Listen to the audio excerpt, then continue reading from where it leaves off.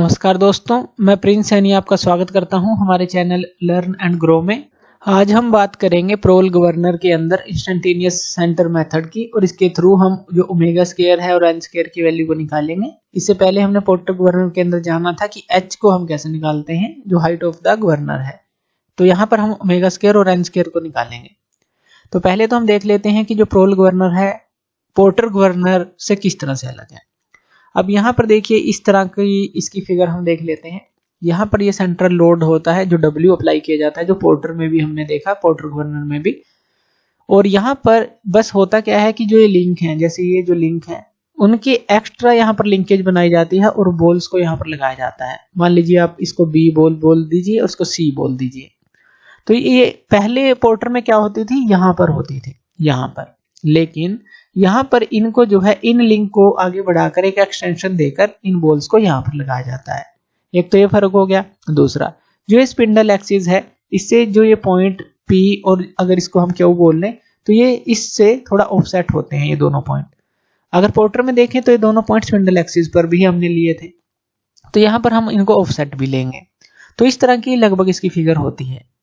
तो चलिए इसको समझ लेते हैं। इसके अंदर जो ओमेगा स्क्वायर एन स्क्वायर की वैल्यू निकाल लेते हैं और जो मोमेंट्स लेते हैं इंस्टेंटेनियस जो सेंटर हम लेंगे उसके अबाउट वो कैसे लेंगे। तो पहले तो हम एक वर्टिकल एक्सिस ले लेते हैं। अब जो ये वर्टिकल एक्सिस है ये कहाँ का है, ये बिल्कुल ये सेंट्रल एक्सिस है, ये वाला, क्योंकि हम इसका हाफ पोर्शन ले रहे हैं, ये वाला।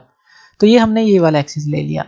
अब एक दूसरा भी वर्टिकल एक्सिस ले लेते हैं। ये दूसरा वर्टिकल एक्सिस कौन सा है, दूसरा वर्टिकल एक्सिस है ये वाला। इसमें कंफ्यूज नहीं होना, ये वाला दूसरा जो कि ये है।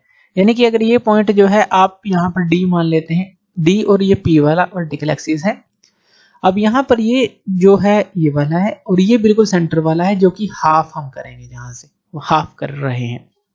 अब यहाँ पर इस तरह से हम इसका जो हाफ पोर्शन है यहाँ से देखिए, अगर यहाँ से देखें तो ये लाइन बनेगी, तो ये हमने बनाई। यहाँ से ये लाइन बनेगी तो यहाँ से ये बनाई, यानी कि इस एक्सिस से बात कर रहे हैं। और ये बॉल हो गई यहाँ पर। अब यहाँ पर ये बॉल हो गई, इसको हम B लिख देते हैं। उसके बाद यहाँ पर जो वेट हमारा लगेगा वो कितना लगेगा, वो लगेगा W/2। क्यों? क्योंकि यहाँ पर टोटल वेट जो है W है। अगर हम हाफ पोर्शन ले रहे हैं यहाँ पर, तो यहाँ पर कितना वेट लगेगा, W/2 लगेगा। उसके बाद यहाँ पर जो बॉल के ऊपर सेंट्रीफ्यूगल फोर्स लगेगी, जैसे ही ये घूमेगा तो यहाँ पर सेंट्रीफ्यूगल फोर्स लगेगी। तो वो कितनी लेते हैं हम, Fc लेते हैं, जिसकी वैल्यू क्या होती है, m ओमेगा स्क्वायर r के बराबर होती है। r क्या है, R हमारा होता है जो ये बॉल है इसका जो वर्टिकल है, और ये जो हॉरिजॉन्टल है जो रेडियस ऑफ रोटेशन है यहाँ तक का, यानी कि ये जो है R होता है। तो ये m ओमेगा स्क्वायर R हमारे पास ये हो गया। बाकी जो सारी चीजें हैं, m क्या है, मास है, ओमेगा क्या है, एंगुलर स्पीड है, सारी चीजें हम पहले लेक्चर में डिस्कस कर चुके हैं, तो वो आप वहां से बेसिक बिल्कुल समझ सकते हैं। तो अब हम इंस्टेंटेनियस सेंटर की बात कर रहे हैं, तो इंस्टेंटेनियस सेंटर हम कहाँ पर लेंगे। तो यहाँ पर जो है इसका वेट हम ले लेते हैं पहले तो, कि जो वेट है इस बॉल का वो नीचे की तरफ एक्ट करेगा, उसको हम W मान लेते हैं। और यहाँ से एक लाइन को इस तरह से हॉरिजॉन्टली लेते हैं और ये जो लाइन है इसको आगे की तरफ बढ़ाते हैं, तो यहाँ पर ये मिलती है और यहाँ पर हमें मिलता है पॉइंट I, यानी कि इंस्टेंटेनियस सेंटर हमें यहाँ पर मिल जाता है। अब यहाँ पर ये जो एंगल होता है वर्टिकल के साथ वो भी हमें पता है अल्फा होता है, यानी कि जो अपर लिंक है और वर्टिकल के साथ। इसी तरह से ये जो है ये बीटा होता है। अब इस केस में ये एक ही लाइन पर है, तो ये अल्फा और ये बीटा हमने ले लिया। अब इस लाइन को अगर हम आगे की तरफ बढ़ाएं इस तरह से, तो यहाँ पर ये कट कर जाता है, तो ये हम लाइन बढ़ा लेते हैं आगे, उसको हम M पॉइंट बोल देते हैं। और यहाँ पर ये जो है इसको पॉइंट को, जैसे यहाँ पर ये पॉइंट D था तो यहाँ पर हम इसको D लिख लेते हैं। तो ये सारे पॉइंट हमें पता होने चाहिए।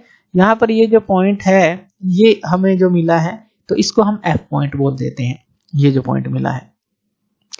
तो चलिए अब क्या करते हैं, हम इसको रिजोल्व कर लेते हैं, यानी कि जो मोमेंट्स हैं अबाउट जो पॉइंट I हम ले लेते हैं। तो यहाँ पर देखिए एक तो एंटी क्लॉकवाइज जो डायरेक्शन लेंगे, जैसे I है, अगर हम यहाँ पर एक लाइन ले लें इस तरह से और उसको इस तरफ फोर्स लगाएं तो ये इसको एंटी क्लॉकवाइज घुमाएगा इस तरफ। तो यहाँ पर हम उसको नेगेटिव ले लेंगे, नोटेशन कुछ भी ले सकते हैं, पॉजिटिव भी ले सकते हैं। तो हम यहाँ पर उसको माइनस ले लेते हैं।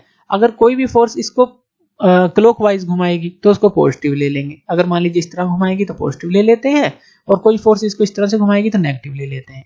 तो चलिए सेंट्रीफ्यूगल फोर्स इस तरफ लग रही है, यानी कि जो है लेफ्ट की तरफ जा रही है, तो ये जो है इस लाइन को अगर हम देखें इस तरफ ले जा रही है एंटी क्लॉकवाइज, और परपेंडिकुलर आर्म कौन सी है, B इंटू एम, ये वाली, यानी कि BM जो है। तो जो FC इंटू जो BM है वो हमारी हो गई किसके इक्वल, अब ये एंटी क्लॉकवाइज फोर्स है एक तरह से, तो वो क्लॉकवाइज फोर्स के बराबर होंगी। कौन कौन सी हैं क्लॉकवाइज फोर्स, एक तो ये जो W है, ये जो वेट है बॉल का, ये नीचे की तरफ लग रहा है, और इसके लिए जो आर्म है ये IM है, क्योंकि अबाउट पॉइंट I ले रहे हैं तो इसके क्लॉकवाइज घुमाएंगे, इस तरफ घुमाएंगे, तो ये इक्वल रहेगी, क्योंकि ये एंटी क्लॉकवाइज हमने एक तरफ ले ली, क्लॉकवाइज ही इसको बैलेंस करेगी, यानी कि W इंटू IM आप लिखेंगे, ये W हो गया, ये IM हो गया। अब उसके बाद अब ये W/2 है, ये भी तो हमारी नीचे की तरफ ही लग रही है, जो कि इस ID आर्म को क्लॉकवाइज घुमाने की कोशिश करेगी। तो यहाँ पर लिख लेते हैं W2 into I into D हो जाएगा, W/2, और ये जो ID परपेंडिकुलर आर्म है ये I के साथ हम ले रहे हैं, पॉइंट I के अबाउट ले रहे हैं मूवमेंट, तो ये आ गई हमारे पास। तो ये हमारी इक्वेशन बनती है जो एंटी क्लॉकवाइज है और क्लॉकवाइज है, इक्वल हमने कर ली। अब यहाँ से जो FC की वैल्यू है वो हम निकाल लेते हैं, जो ये सेंट्रीफ्यूगल जो फोर्स है उसकी वैल्यू अगर हम निकालें तो W किसके बराबर है हमारा, ये होता है m.g के बराबर, और ये BM जो है इस तरफ आ जाएगा, यानी कि IM डिवाइड बाई BM हो जाएगा, ये BM इसके नीचे आ गया, प्लस यहाँ पर ये W है, इसको भी आप लिख सकते हैं, यहाँ पर कैपिटल M ले लेंगे क्योंकि ये W जो ये वाला है, और ये वेट जो है स्मॉल W था, तो इसलिए हमने स्मॉल m इंटू जी लिखा, यहाँ कैपिटल M इंटू जी लिख लेते हैं, डिवाइड बाई 2, और ID यहाँ पर है इंटू ID, और डिवाइड में ये जो है हमारे पास ये BM इस तरफ आया है, तो ये BM इसके नीचे यहाँ पर हमने लिख लिया।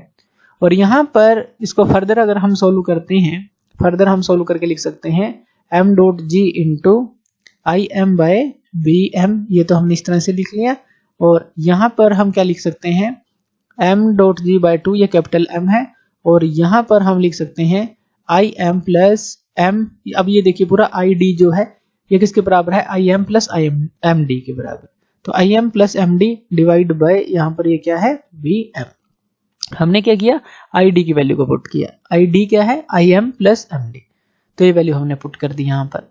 अब इसी तरह से इसको फर्दर सोल्व कर लेते हैं, तो FC हमारे पास क्या आ जाएगा, अगर हम यहाँ से देखें FM बाय BM, ये हमने क्या किया है, हमने मल्टीप्लाई किया है और डिवाइड किया है FM से, तो यहाँ पर हमने क्या किया, FM है क्या, ये जो पॉइंट है और ये जो पॉइंट है FM, हमने मल्टीप्लाई किया है और डिवाइड किया है, तो ये जो हमारी रिलेशन है ये किस तरह से बनेगी, तो दोनों तरफ करेंगे हम ये, तो यहाँ पर FM हमने मल्टीप्लाई किया, यहाँ भी मल्टीप्लाई डिवाइड किया, तो यहाँ से कोई फर्क नहीं पड़ा, कट आउट हो गया, लेकिन यहाँ पर फर्क पड़ेगा राइट हैंड साइड, तो FM बाय BM देखिए यहाँ पर क्या होगा, यहाँ पर ये क्या था m.g, और यहाँ पर ये क्या है इंटू इसके IM बाय FM, ये हम कर रहे हैं, यानी कि FM से मल्टीप्लाई भी किया है और डिवाइड भी किया है, आपने ये BM बाहर ले लिया, तो FM यहाँ मल्टीप्लाई हो रहा है, तो यहाँ पर ये डिवाइड हमने दिखा दिया, ध्यान से समझिएगा इसको,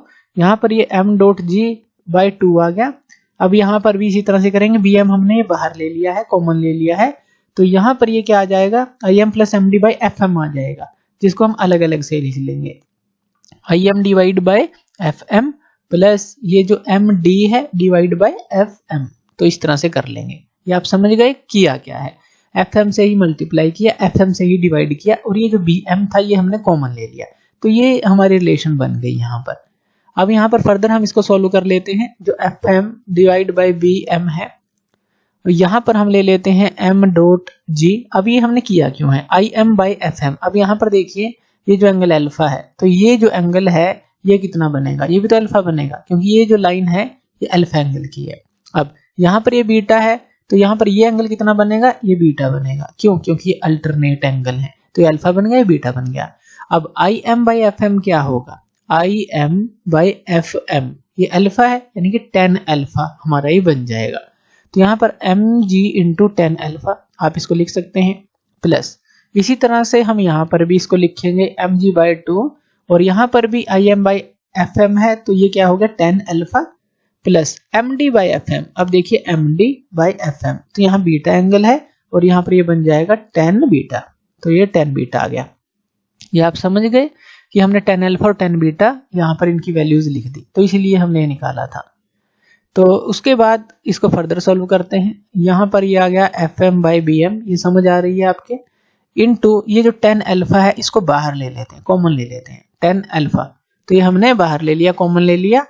तो यहाँ पर ये आ जाएगा m.g और यहाँ पर ये आ जाएगा कैपिटल M.g/2 और यहाँ पर जब 10 अल्फा आप बाहर आपने ले लिया है तो यहाँ पर ये तो 1 रह गया, लेकिन यहाँ पर ये क्या आ गया 10 बीटा/10 अल्फा, तो 10 बीटा/10 अल्फा ये हमारे पास आ गया।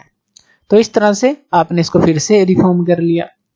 अब यहाँ पर हम वैल्यूज को पुट करेंगे, जैसे FC की वैल्यू है, जो सेंट्रीफ्यूगल फोर्स की वैल्यू है, ये क्या होती है हमारे पास फॉर्मूला m ω²r, तो एक तो ये वैल्यू पुट करेंगे। उसके बाद जो 10 अल्फा है उसकी वैल्यू को भी पुट करेंगे। 10 अल्फा हमारे पास क्या होता है, वो होता है, हमने पहले भी निकाला था R/h, यानी कि जो रेडियस है और जो हाइट ऑफ द गवर्नर होती है, ये हमने पहले भी डिस्कस किया था, जो रेडियस है और divide by height of the governor होती है।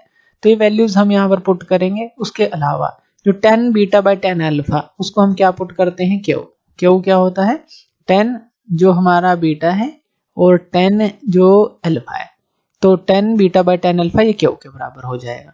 यहाँ पर हम सभी वैल्यूज को पुट कर लेते हैं। m ω²r जो कि FC की वैल्यू है, ये हमने पुट कर ली। यहाँ पे आ जाएगा FM/BM, उसके बाद इंटू R/h आएगा जो कि 10 अल्फा की वैल्यू है। इक्वेशन आपको याद रखनी है, m.g प्लस m.g/2 ये है हमारे पास, और ब्रैकेट में क्या आ जाएगा 1 प्लस क्यू आ जाएगा, क्योंकि यहाँ 1 था और यहाँ 10 बीटा/10 अल्फा था। तो ये इक्वेशन हमारे पास बनती है। यहाँ से अब ω² की वैल्यूज को आप फाइंड आउट कर सकते हैं, जो ω² की वैल्यू है।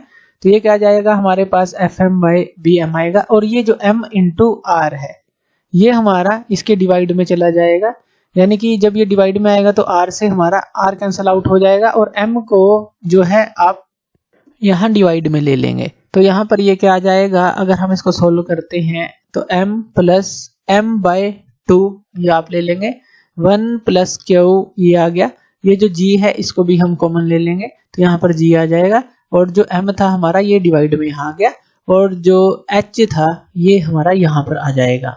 तो ये आप समझे किस तरह से आई। अब देखिए ये m और r था, जब ये इस तरफ डिवाइड में आया, या कहें कि r तो r से कैंसिल आउट हो गया। अब ये जो m है ये इस तरफ आएगा, तो ये हमने यहाँ पर डिवाइड में ले लिया, और जो ये h था ये यहाँ पर आ गया। अब सिर्फ इक्वेशन को रिफॉर्म किया है हमने। अब हम ओमेगा की वैल्यू को पुट कर देते हैं, ये तो ω² की वैल्यू आ गई।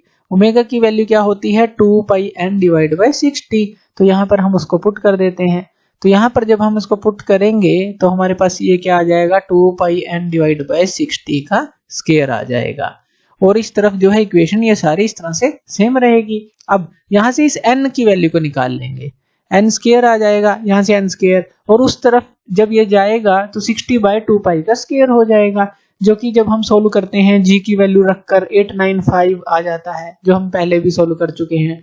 तो यहाँ पर ये जो इक्वेशन बनेगी FM बाय जो BM है, और यहाँ पर m प्लस कैपिटल M/2, और यहाँ पे आ गया 1 प्लस Q आ गया, और डिवाइड में ये आ गया m, और यहाँ पर जब आप इसको सोल्व करेंगे यानी कि जो 60/2π है इस तरफ आएगा, जैसे यहाँ पर लिख ही लेते हैं कि 60/2π ये बन जाएगा, जब 2π/60 आएगा इसका स्क्वायर यानी कि ये चीज, और इंटू क्या है यहाँ पर 1/h था ये, और इंटू ये यहाँ पे g है ये। इसको सोल्व करेंगे, g की वैल्यू को 9.81 रख लेंगे, इसको सोल्व करेंगे जब, तो आपको ये क्या मिलती है, ये जो टोटल वैल्यू है जब आप इसको सोल्व करते हैं इसकी जगह आपको मिल जाती है 895 डिवाइड बाय h, क्योंकि h की वैल्यू तो नहीं है हमारे पास, तो ऊपर जो सब सोल्व करेंगे तो 895 आ जाएगा डिवाइड में h, तो यहाँ पर ये रख सकते हैं। तो इस तरह से n की स्क्वायर की वैल्यू भी आप यहाँ पर फाइंड आउट कर सकते हैं।